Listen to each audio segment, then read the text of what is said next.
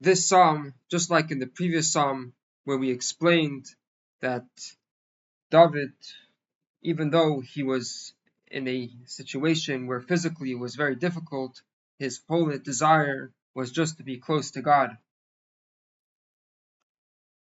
Rashi explains that David devoted this kapitel to events which would occur many years later to his descendant Daniel, who also was in a situation that his entire desire was just to be in God's presence, and everything else was not important.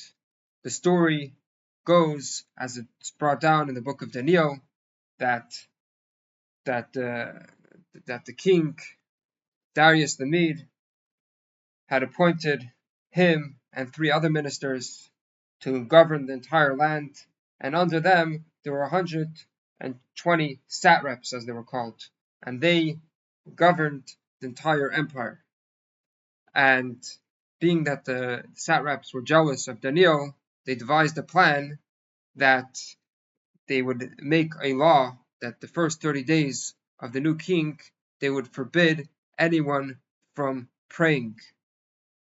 And the story goes that Daniel and his colleagues disobeyed this decree, and the king had no choice but to sentence his beloved minister to death, and he didn't want to kill them, so he threw them into a lion's pit.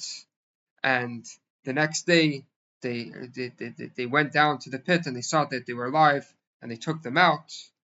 And while the ministers, the satraps, claimed that it was because the lions weren't hungry, the king decided to throw them in to see if what they were saying was true, and immediately, even before they came to the floor of the pit, the lions devoured them. Now, there are other commentaries that explain that this kapitel is referring to David's running away from Shaul, and it is a continuation of the previous psalm, but we're going to stick to Rashi's interpretation that this kapitel is referring to the story of Daniel. Namnatseach for the conductor, Mizmor David, a song for David. Shmal Likim Koili, God should hear my voice, Mesichi, when I'm praying, as we said, that he was praying in defiance of the decree of the king of Darius the Mede, and he prays to God, Mipachat Oyev, from the dread of my enemy, Titzar Chaye, you should guard my soul, because they were constantly looking out to see if he was disobeying the king's command. Tastireni v'seid mereim, hide me from the counsel of the wicked, which refers to the satraps that only pushed the king to make the decree to bring down Daniel. Verikshas Peliavin, from the assembly of the evildoers. Hashashanu chacherev l'shreinom, that these satraps, they sharpen the tongue like the sword. They spread slanderous tales to make Daniel look bad. Darcha chitzam, they aim the arrow. Davar mar, a bitter word, which this all describes their slanderous tales about Daniel. Lires bamistarim tom, they shoot in secrecy at the innocent. Hisam Yeru, they suddenly shoot V'leirau, and they're unafraid because they don't believe in God.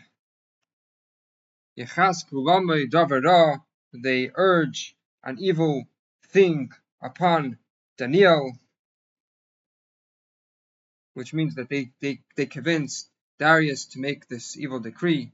Yisapru Litman Maikshim, they speak of evil, of concealing snares, which means that openly they say that the reason why they're making this decree is to protect the king, but really all they want is to bring down Daniel.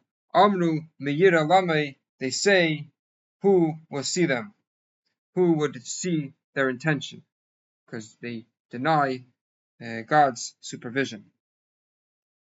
Yachbasu Oiles, they search out pretexts to show how he was unfaithful Tamnu chefes mechupas. They make a very thorough search to see if he did anything improperly. Bekarev ish believe omik. And these people, they searched within themselves and deep into the heart to find a fault that maybe Daniel had. And obviously they were unsuccessful. Now, in the merit of Daniel's prayer, his reward was Vayorim Elikim Chetz Pisaim. God shot down the arrow suddenly, which means, as the commentaries explain and how the story goes in Daniel, that when they came in the morning to the lion's den and they saw Daniel over there intact, they claimed that it was because the lions weren't hungry, and the king ordered that in order to prove this, they should be thrown in and to see if really the reason was that the lions weren't hungry, or he wasn't eaten because he was an holy man. And they threw all the satraps inside the den, and suddenly their wounds came to be, and right away the lions devoured them, and they shattered their bones. Their own tongue caused them to stumble by saying to Darius that the whole reason why Daniel wasn't eaten was because the lions weren't hungry, that this caused Darius to test this by throwing them in.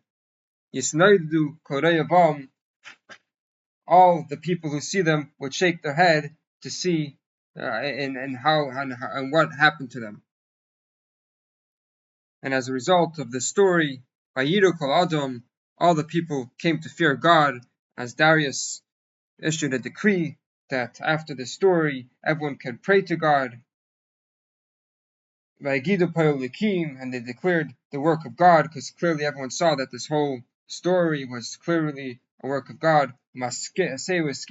And they comprehended God's actions, and they realized that the satraps were punished for this, that they tried to kill Daniel.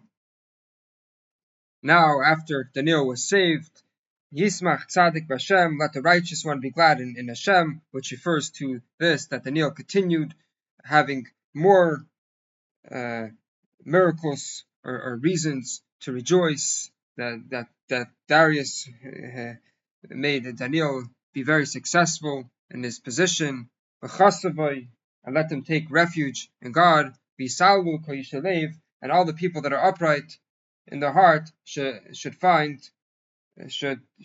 glory. Because if you believe in God and you do the right thing, you will merit the divine salvation just like Daniel.